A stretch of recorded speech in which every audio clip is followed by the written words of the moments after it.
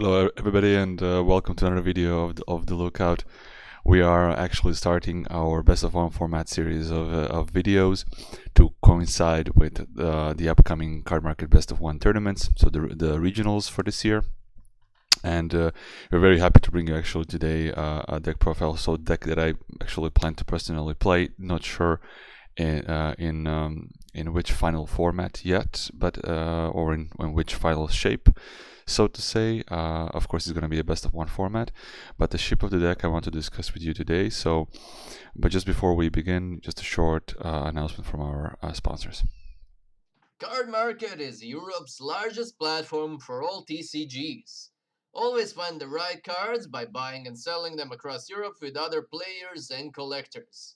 Be it singles, boosters, booster boxes, or any other accessories, you name it. Cardmarket is the place to get them safely, securely, and readily available. So let's get into the video. Just before we start, I also want to remind you that we have a giveaway which is still active until end of today. So if you subscribe to our channel and leave a comment under this big giveaway video, you are entering actually sort of a lottery to win the €20 Cardmarket coupon. So we're giving away 2 of these. We already have a bunch of comments, and you guys have been amazing in letting us know what you like on our channel. And of course, being so happy to participate in the giveaway. I hope you will continue to do so. We will have more of these, but this is the one for now. So let's slowly get into the deck profile and the way how I think I will play in this best of one format for the Cardmarket regionals coming up.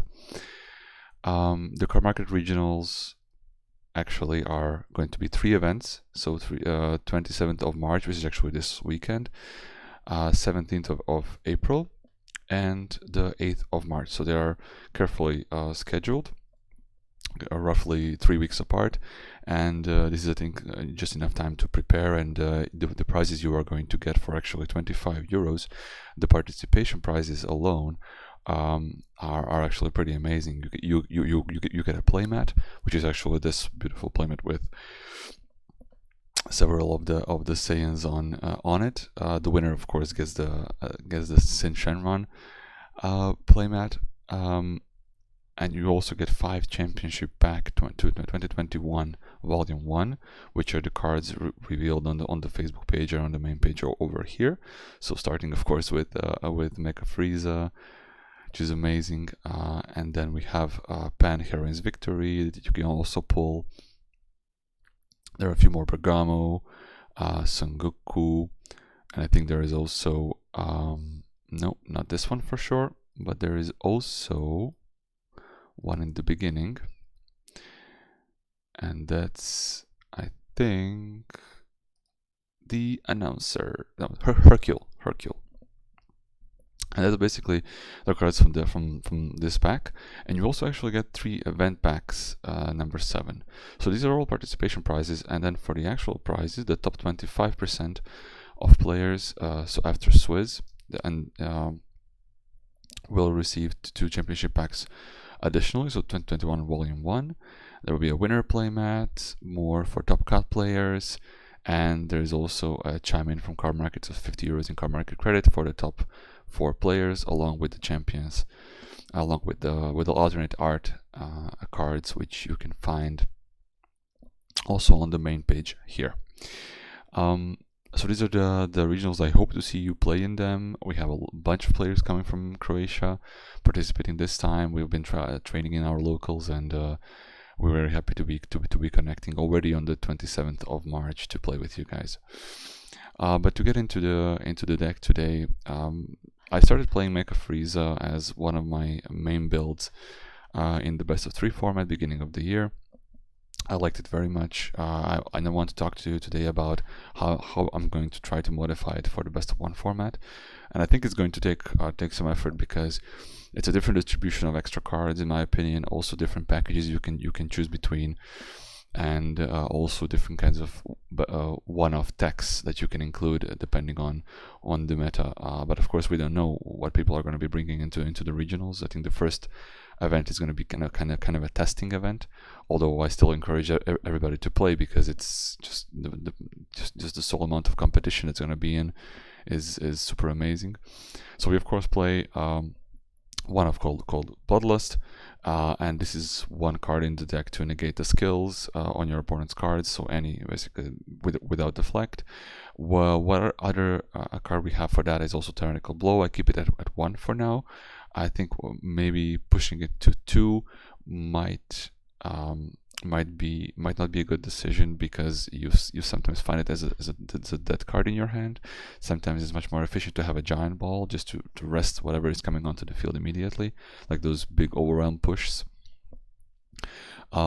I think that in general the distribution of extra cards in the deck should be that you should play more of the extra cards that actually give you much more value, like Universe 9 Assemble that brings that actually can take a card from your life, 2 cards from top of your deck, and also play your card from the deck. If that's a Basil, that's going to be 1 more card, because he comes into play, you draw a card. So there's like a lot of draw power already only from this extra card. And then for defense, you have to play 4 Nimbus, because we are in a huge aggro format. So this is the best defense for yellow before the promo Frieza from the Championship Pack 2021 comes out. And it also basically triggers your litter effect. You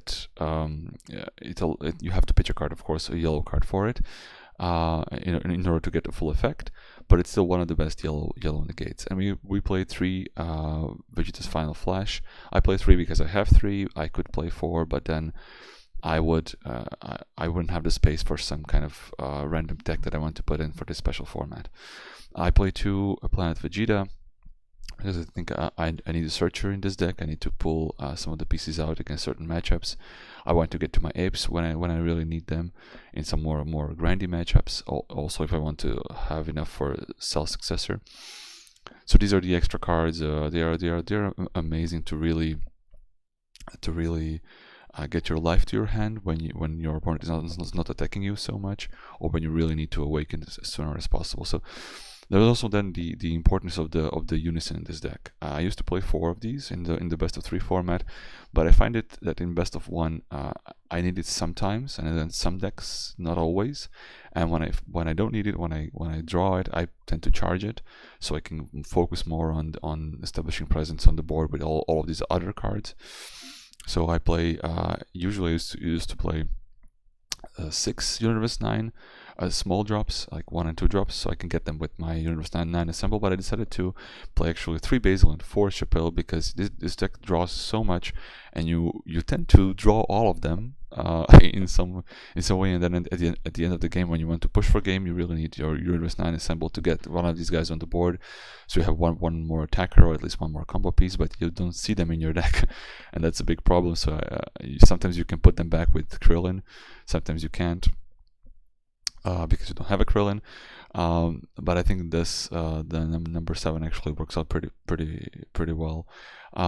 We also cut down Bergamo from 4 to 3. You don't always need Bergamo, that's why he's on 3. If you have only 1, sometimes it's enough to close games. We play the Lord Slug package, because in best of 1, players are either going to be drawing into their super combos, 1 or 2 or 3 of them, and then hoping to get more of them. But if you play this early enough, if they only have 1 super combo, it might be hard for them to get to more of these super combos, because you know how they can chain them, specifically now when we have the rare super combos like Krillin, so in different colors. I think 3/3 is enough. You can always push the 3 up to 4, just depending on your choice. I think Raider's Warcry is good at 3, because you will not have that many energy in your deck to spend in the first, let's say, 5 turns. Later, of course, yes, but in the first 5 turns, you really have to take advantage of using the extra cards for energy, not for life. especially if you're defending. And that's also one, I think, good point when you are defending, specifically if you're going second. And in best of one matches, there is only one dice roll, so if you lose a dice roll, you'll have to go second, and then you'll have to play a bit defensively. So your Nimbus, you always want to have your Nimbus in hand and your Vegeta's final flashes. Great Ape comes in handy, but you have to be careful not to tap out for it. The Krillin is then, of course, very important here. I decided first in best of 3 to play 2 Zemasu, 2 Krillin, but I think that in best of 1, I think I'm gonna need that drop power and basically just play for Krillin, or at least that's the way I build a deck.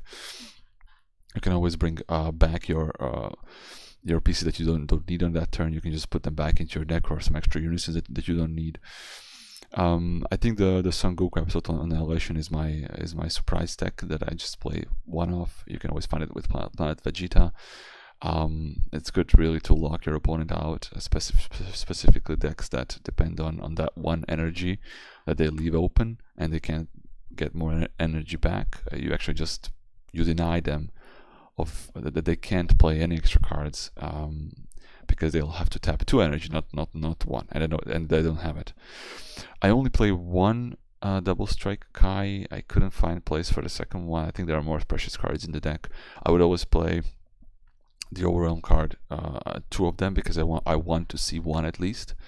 And it's important to clear the field sometimes, because you're resting a lot of stuff, but you might not be swinging into these. But you want to clear the field nonetheless. All these pesky free-to-play 1, 2, 3 drops that come into it. Also, Dark Power Blast Saiyan, I keep it at 1. If I keep it at 2, it would just be too many black cards in the deck, I think, and you don't always need it. When you need it, you'll find it with Planet Vegeta. Another tech sells, more important than Kai, I think, is because I want to play this deck more aggressively and always come with Cells, on turn 5, because it draws so much, and I think I'm going to draw into it. Final Spirit Cannon, very important for closing game as well. When you're awakened, you just take 1 life, tap your opponent out for that 1 energy. And then also, I was thinking about 1 Koitsukai, because of so many of these great decks that actually play cards for with power 20,000 or less on your turn. So basically, King Piccolo, Launch. We also have Blue Baby. So there are many decks that are now playing these cards, and I think just putting 1 in your deck could actually help just to kind of at least try to attack properly in the turn that you want to, and that they don't mess with you with different kinds of negates. But if they do, they'll still have to discard cards, and that's, I think, very important. There are, of course, other kinds of tech that you can include. There is Swift Retaliation Cooler. If you think that your meta will be playing more green decks, and then you don't want to be chained to Dormants, maybe blue, then you're playing Son Gohan Changing History, which you can always find with Planet Vegeta. Bardock Father and Son, in a combination with Son Goku Father and Son, if you want to have more battle cards on the field for faster cells, or if you want to arrest your opponent's board all the time. These are really great cards. 1 Frieza Divine Transformation. This card is just good in any meta. It's just 1 card that does a lot, but it is a 5 cost, so you'll have to tap out for it probably. And I think that's most of the things I wanted to mention about this deck.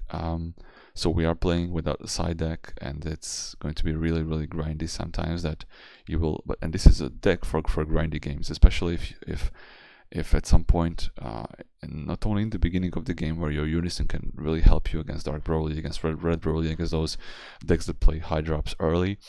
But at the end, it can really help you close games. So it's like another secret rare in your deck.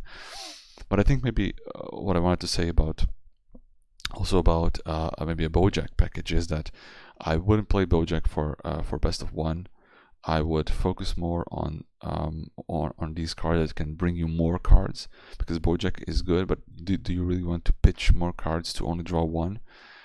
Do you want to pitch your super combos? Do you want to pitch your extra Bojacks, which you still have to pull?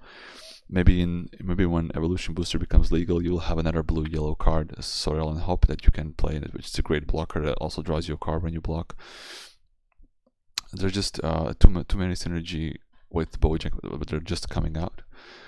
And I think that this actually covers everything I wanted to say. So from energy efficiency in this deck to finishers, I think Best of One will actually bring you a lot of opportunities to surprise your opponent, and I want to build my deck to surprise my opponent, other than being able to control all the time, because in Best of One you don't always get the opportunity for control. So I think maybe the opportunity for a surprise could be better. Again, looking forward to your comments, guys, and you just to remind you, we have the giveaway until end of today, so hoping you guys would participate and give us that subscribe and comments and likes. And so again, hoping you enjoyed this video, and let us know in the comments down below. Until next time, see you. Thanks.